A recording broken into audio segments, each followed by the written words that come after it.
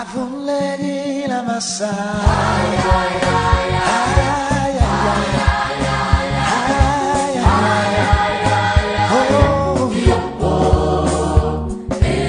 Nous sommes heureux de vous savoir là, au moment où cette édition de Tu dois comprendre commence, avec cette même thématique, la loi, la semence et de la moisson, tirée de Galates chapitre 6, verset 7.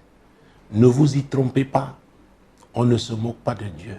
Ce qu'un homme aura semé, il le moissonnera aussi. C'est une affaire de temps. Donc chacun doit faire attention aux actes qu'il pose. Tout acte qu'on pose est une semence. Oui. Et il y aura une moisson. Bonne semence, bonne moisson. Mauvaise semence, mauvaise moisson. C'est la vérité. Que vous soyez blanc, noir, jaune, marron, cette loi-là s'applique à nous tous. C'est l'Éternel qui l'a dit. Il a utilisé son serviteur, l'apôtre Paul, pour nous le faire savoir. Je vous convie donc ce soir à ouvrir vos Bibles. Je vous invite à les ouvrir, chacun en ce qui le concerne donc. Dans le livre d'Esther, Esther chapitre 2, ouvrez votre Bible. Esther chapitre 2. Mon Dieu, mon roi, nous allons prendre 3 versets, le verset 5, le verset 6 et le verset 7. Esther chapitre 2, versets 5 à 7.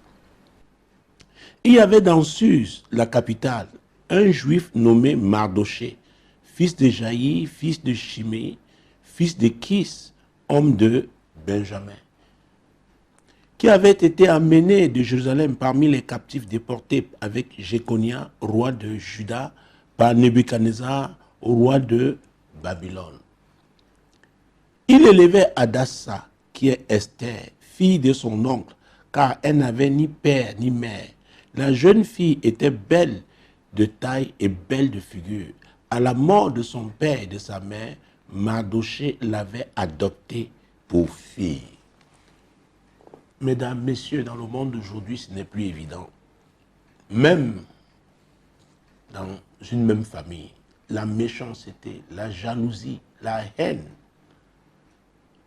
ne permet plus facilement aux gens d'adopter même leur nièce, même leur cousine, leur cousin, leur neveu.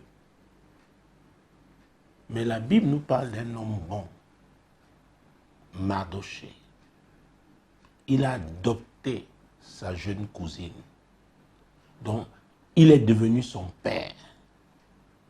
Il était appelé à l'éduquer, lui donner l'opportunité d'avoir une place en société. C'était une grande responsabilité. Ils n'étaient pas au pays de Juda, leur pays d'origine. Ils avaient été déportés. Ils étaient à Babylone. Continuons avec Mardoché, Jésus-Christ de Nazareth. Verset 8. Lorsqu'on eut publié l'ordre du roi et son édit, et qu'un grand nombre de jeunes filles furent rassemblées à Suse, la capitale, sous la surveillance d'Hégaï, Esther fut aussi prise et conduite dans la maison du roi, sous la surveillance d'Hégaï, gardien des femmes. Qu'est-ce qui s'était passé? Il y avait une reine dans ce royaume-là, appelée Vasti. Elle avait déshonoré le roi à l'occasion d'un festin. Elle lui avait désobéi. Elle avait exposé son insoumission. Et cela fut connu, n'est-ce pas, des grands qui avaient été conviés à cette fête. Et elle fut donc disgraciée. Il fallait trouver sa remplaçante. Et quand la Bible déclare qu'Esther fut conduite, à vrai dire, il faut comprendre que Mardoché, c'est lui qui avait manœuvré. C'est lui qui lui avait donné l'opportunité, n'est-ce pas, de compétir. Parce qu'il travaillait à la porte du roi. Il était gardien. Donc, il a ouvert les portes. il a frayé un chemin à sa jeune cousine.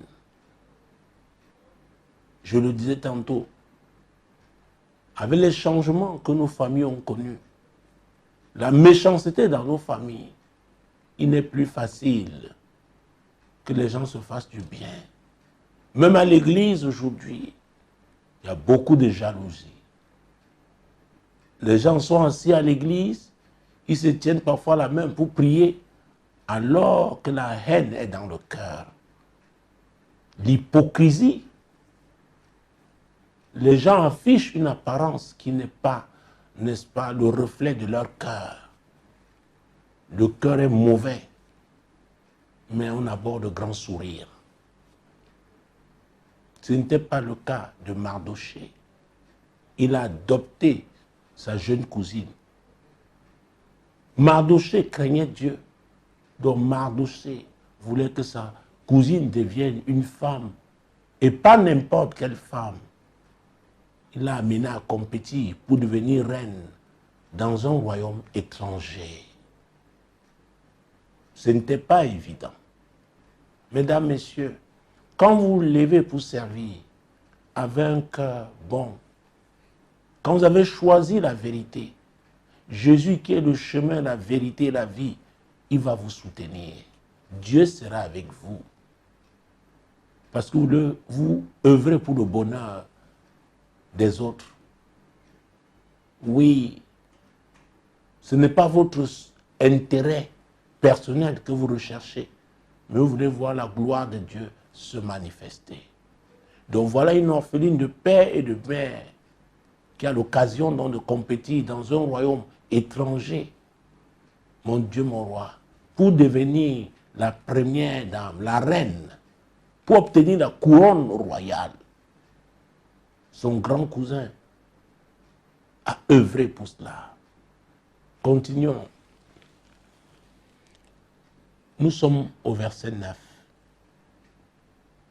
La jeune fille lui plut et trouva grâce devant lui.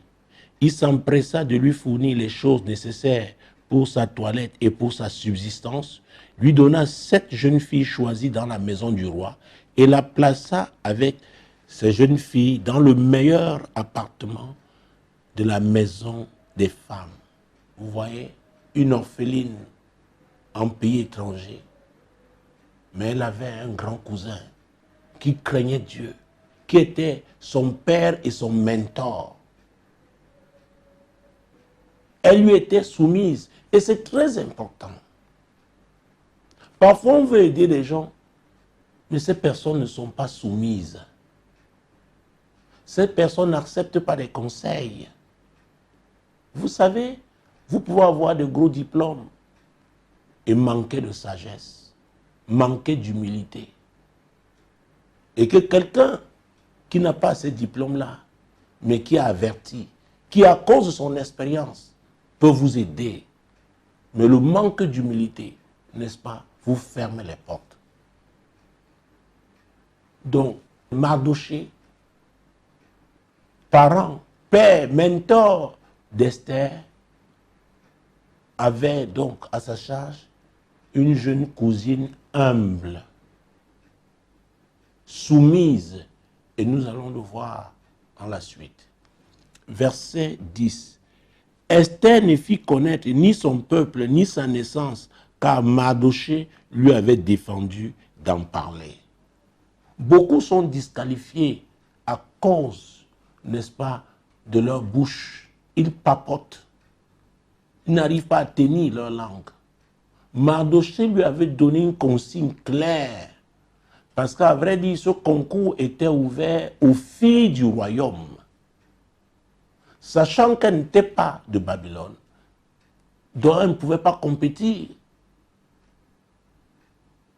Et Esther, soumise à son père Mardochée, a observé ces consignes. Elle a respecté. Oh mon Dieu, mon roi. C'est très important. Dans la loi, la semence et la moisson, chacun doit jouer son rôle. Et c'est pourquoi, quand la Bible dit la crainte de l'Éternel au commencement de la sagesse, Si vous voulez faire du bien à quelqu'un qui ne craint pas Dieu, oh, il va vous trahir quelque part. Il va vous exposer quelque part. C'est pourquoi les acteurs doivent tous craindre Dieu. Et c'est un gros problème à l'église aujourd'hui. Vous avez de bons joueurs, des hypocrites. Alors vous pouvez vous engager pour leur faire du bien. Mais parce qu'ils ne sont pas sincères et que rien n'est caché aux yeux de Dieu, Dieu va vous résister. Vous pouvez même vous plaindre, vous lamenter, mais après vous comprendrez que Dieu est juste. Ce Dieu-là qui ne fait acception de personne. Ce Dieu qui honore des personnes justes, des personnes humbles. N'oubliez pas ce que la Bible déclare. L'humilité précède la gloire. Dieu résiste aux orgueilleux, mais il fait grâce aux humbles. Donc l'humilité est une semence. Tout comme l'orgueil en est une. C'est très important de le savoir. Donc ce n'est pas seulement parce que vous êtes intelligent. Vous pouvez être intelligent et échouer. C'est pourquoi j'insiste sur le caractère. Et notamment même quand je parle des serviteurs de Dieu, j'ai l'habitude de dire que l'onction sans caractère, sans le caractère, est une catastrophe. L'onction de Dieu sur votre vie va vous exposer. Mais c'est votre caractère qui va vous maintenir. Ou alors, qui va vous faire, n'est-ce pas, vous fracasser. C'est très important. Donc, Mardochée a donné une bonne éducation à Esther. Esther a suivi, elle a accepté l'investissement de Mardochée, son grand cousin, dans sa vie. Ah oui, on doit être réceptif à ce qui est bien. Continuons. Et d'ailleurs, vous voyez qu'elle arrive, elle obtient grâce. Le chef des eunuques, Hégaï, non seulement lui donne 7 filles, 7, le chiffre de la perfection, pour la servir, il l'installe dans le meilleur appartement. Vous voyez que Dieu était déjà en action. Dieu était en train d'agir. C'est important d'avoir Dieu avec soi. Oui, la Bible déclare que si Dieu est pour nous, qui sera contre nous? Cela ne veut pas dire qu'on n'aura pas d'ennemis. Mais cela veut dire que si on persévère avec la bonne semence, en continuant de faire du bien, personne ne pourra nous disqualifier. Nous moissonnerons. Oui, madame, oui, messieurs. Que personne ne vous empêche de continuer de faire du bien. Allez-y, vous le faites pour le Seigneur. Et c'est lui le juste rémunérateur. Il y a un temps pour tout. Autant la moisson, personne. Oh mon Dieu. Vous savez, dans 2 Corinthiens, chapitre 6, verset 2, l'apôtre Paul a repris, n'est-ce pas, une prophétie d'Ésaïe. Au temps favorable, j'étais exaucé. Au jour du salut, j'étais secouru. Voici maintenant le temps favorable. Voici le jour du salut. C'est très important. Donc, demeurez fidèle dans cette voie, la voie du bien. Peu importe ce que les autres font. Dieu est fidèle. Il est fidèle.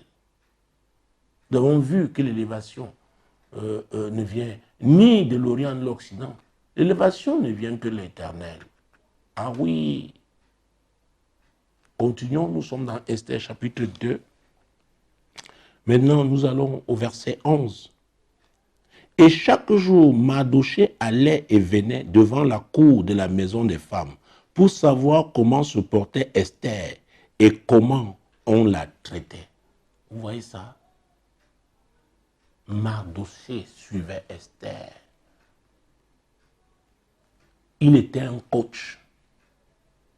Est-ce qu'elle avait le moral? Est-ce qu'elle avait un problème? Est-ce qu'elle avait un besoin quelconque? Oui, il veillait. Vous savez, être parent, et surtout parent dans la foi, notamment quand Dieu vous montre ce qu'il veut faire dans la vie de quelqu'un, vous avez des soucis que la personne même ignore. Vous veillez dans la prière, vous veillez aussi physiquement. Parfois, la personne a besoin de votre chaleur. Oui, parce qu'il y a des moments difficiles. Oh mon Dieu. Voilà Mardochée. Continuons. Verset 12. Chaque jeune fille allait à son tour vers le roi Assuérus. Vous voyez, chacun avait son tour. Et ce qui est important, je voudrais que nous raccourcissions cette lecture. Allons verset 17. Parce que le temps imparti à cette émission ne nous permet pas de lire tous ces versets. Allons au verset 17. Le roi aima Esther plus que toutes les autres femmes, et elle obtint grâce et faveur devant lui, plus que toutes les autres jeunes filles. Il mit la couronne royale sur sa tête et la fit reine à la place de Vasti. Ça veut dire qu'autour d'Esther, elle n'était pas la première à passer. Mais Esther n'était pas n'importe qui. Elle avait eu un bon encadrement, un bon encadreur. Elle avait la crainte de Dieu. C'était une femme, une jeune fille humble. Et la grâce de Dieu l'accompagnait. La grâce de Dieu ne peut pas accompagner des personnes orgueilleuses. C'est pourquoi, pendant que vous suivez cette émission, posez-vous des questions. Est-ce que vous êtes quelqu'un qu'on peut véritablement aider? Est-ce que vous êtes réceptif au conseil? N'êtes-vous pas orgueilleux? N'allez-vous pas trahir les gens qui vous ouvrent les portes? Esther n'était pas comme ça. C'était une bonne jeune fille, ayant reçu une bonne éducation. Voilà qu'elle va devenir reine. Elle devient reine dans un royaume étranger. Dieu est Dieu. Ça, c'était un miracle. Ah oui, pour certains miracles, il y a des étapes. Il faut être fidèle à chaque étape. Nous continuons donc. Le roi, verset 18, donna un festin, un grand festin, pas seulement un festin. La Bible dit un grand festin. Pourquoi? Il était heureux. Il avait trouvé la femme qui pouvait remplacer Vasti. Ah oui. Vasti était une belle femme, mais elle a été disqualifiée par son caractère. La beauté seule ne suffit pas. Les diplômes seuls ne suffisent pas. C'est pourquoi la Bible, l'apôtre Pierre nous conseille dans Actes chapitre 3, verset 19, repentez-vous et convertissez-vous. Beaucoup sont à l'église, mais ne sont pas convertis. Ils marchent dans la chair. Or, nous devons être conduits par l'Esprit. C'est le Saint-Esprit dont il s'agit, qui est l'Esprit de vérité. Ah oui. Le roi donna un grand festin à tous ses princes et à ses serviteurs, un festin en l'honneur d'Esther, une orpheline de père et de mère, qui est partie du sous-quartier, mais n'avait pas l'éducation du sous-quartier. Donc ne me dites pas que vous venez d'une famille défavorisée. Mais si vous faites le choix d'accepter ce que Dieu vous offre, et c'est dans la parole de Dieu. Si vous décidez de craindre Dieu, ce Dieu-là qui est fidèle, il accomplira ses promesses pour votre vie. Il y a un sommet qui vous attend. Oui, la gloire vous attend. Vous serez honoré. Il accorda du repos aux provinces et fit des présents avec une libéralité royale. Donc, tout le royaume a été heureux à cause d'Esther. Oui, vous savez, quand un roi est heureux, ses sujets le seront aussi. Oh mon Dieu, oh mon roi. Allons au verset 19. La seconde fois qu'on assembla les jeunes filles, Mardochée était assis à la porte du roi. Il était toujours à son poste. Il n'avait pas eu la grosse tête parce que sa jeune cousine est devenue reine. Vous savez, quand on a assemblé la seconde fois les jeunes filles, Esther n'était plus parmi les jeunes filles. Esther était assise, oh mon Dieu, mon roi, assise à côté de sa majesté le roi Assuérus. Elle était la reine. Oui, la première dame. Donc toutes les filles là qui ont compéti avant étaient désormais sous son autorité. C'est ce que Dieu peut faire.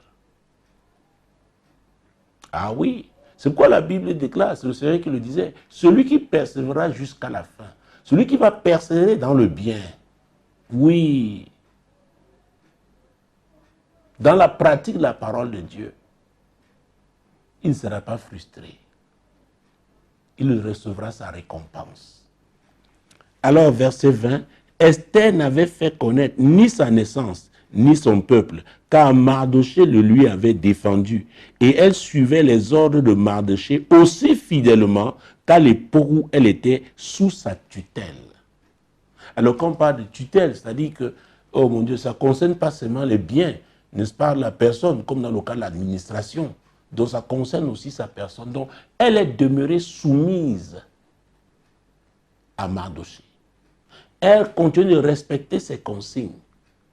Vous savez, si Vasti avait quelqu'un comme Mardochée, peut-être elle en avait eu, mais elle est devenue arrogante quand elle est devenue reine. Mais la sagesse de Dieu a permis donc à Esther de demeurer à l'écoute de son père et mentor, Mardochée. C'est très important. Il y a des gens, le jour où ils ont leur miracle, vous ne les reconnaissez plus. Leur voix change, leur démarche change. Ils deviennent irrespectueux parce qu'ils croient qu'ils sont arrivés. Écoutez, le Dieu qui vous amène à un sommet peut vous faire descendre. Vasti était à cette place-là, mais elle n'est pas demeurée là. Le plus difficile, c'est demeurer. C'est demeurer là-haut. C'est le plus difficile. Beaucoup se battent seulement pour arriver. Mon Dieu, mon roi. Oh! Vous savez, quand vous avez accès à l'argent, vous avez accès à l'honneur, quand maintenant les gens vous adulent, faites très attention. Si vous oubliez le Dieu qui vous a amené là-bas, oh, vous allez descendre. Vous allez descendre. Si l'Éternel ne bâtit, ceux qui bâtissent travaillent en vain. Et la partie B, parce que ça c'est le Psaume 127, verset 1, sa partie B dit, si l'Éternel ne garde une ville, ceux qui la gardent veillent en vain. Donc Dieu peut être votre pilier, qu'il demeure votre pilier.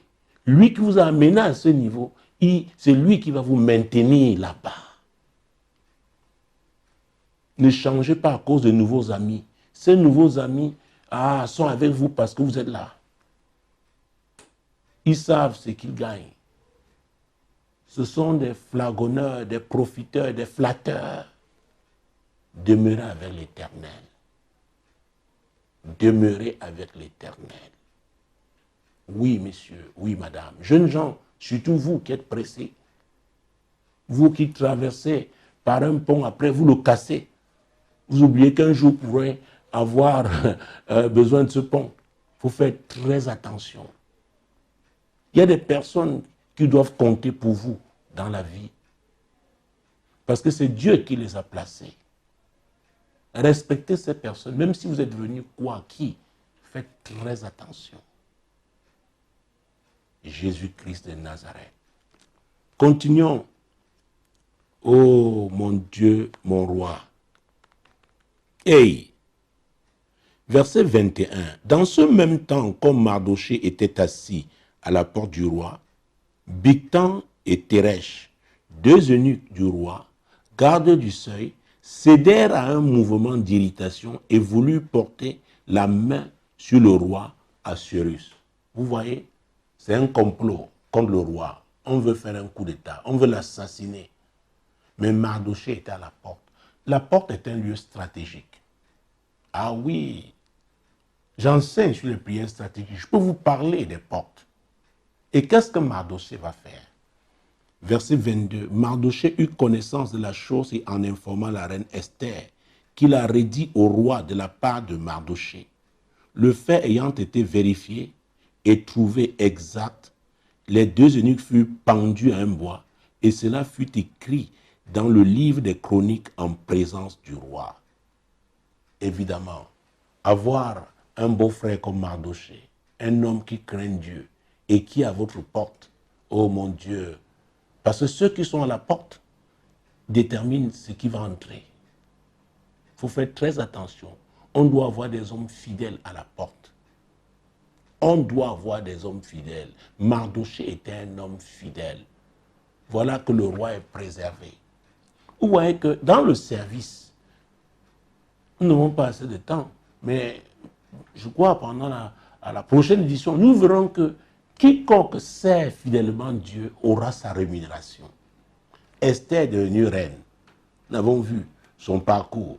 Voilà le roi Assuérus qui lui-même est préservé parce que son beau-frère qui était à la porte a exposé, n'est-ce pas, ces personnes qui avaient comploté contre lui. Et il y a un passage biblique qui me vient à l'esprit, prenons-le, Ecclésiaste chapitre 8, parce que nous ne pouvons pas terminer cette histoire pendant cette édition.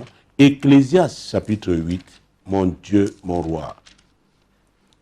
Verset 8. L'homme n'est pas maître de son souffle pour pouvoir le retenir, et il n'a aucune puissance sur le jour de la mort. Il n'y a point de délivrance dans ce combat, et la méchanceté ne saurait sauver les méchants. Oh mon Dieu! Et la méchanceté ne saurait sauver les méchants. Vous appartenez à quel camp? Il y a des familles réputées pour leur méchanceté. Il y a des groupes réputés pour leur méchanceté. Vous appartenez à quel camp? Le conseil que je vous donne aujourd'hui, si vous apparteniez au camp de la méchanceté, Jésus vous ouvre l'opportunité de quitter ce camp pour rejoindre le sien. C'est très important. Dieu est miséricordieux.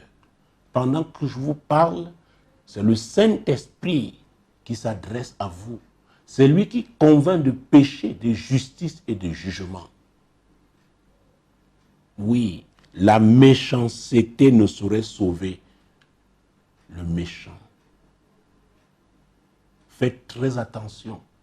Si ce message vous parvient, vous arrive en ce moment-ci, vous êtes au bord de la catastrophe. Dieu veut vous sauver. Abandonnez la méchanceté.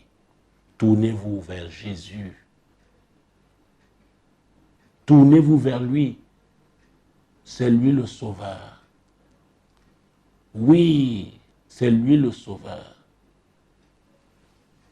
Vous savez, alors qu'il était à la croix du Calvaire, il avait deux brigands à ses côtés, un à sa gauche et un à sa droite. L'un l'insultait pendant que l'autre, n'est-ce pas, reprenait celui qui l'insultait. L'autre avait reconnu que Jésus était injustement, n'est-ce pas, cloué à la croix. Il a reconnu qu'il était le sauveur. Et Jésus lui a dit, aujourd'hui même tu seras avec moi dans le royaume de Dieu. Peu importe les crimes que vous avez commis, peu importe votre méchanceté, Jésus vous aime. Jésus vous aime et il vous tend la main. Il dit, venez à moi. Venez. Venez. Je ne vous ai pas créé pour être méchant. C'est le diable qui vous a rendu méchant. Peut-être sont les circonstances de la vie qui vous ont déformé. Jésus veut vous sauver. Il veut vous sauver. Allez-vous accepter sa main tendue? Si vous l'acceptez, répétez cette courte prière après moi. Seigneur Jésus, je reconnais que tu es le sauveur. Je reconnais aussi que je suis un pécheur. Je te demande pardon pour mes péchés. Aujourd'hui, je m'engage à te suivre. change ma vie. Aide-moi à demeurer fidèle à toi. Merci Seigneur. Amen. Demeurez bénis. Shalom.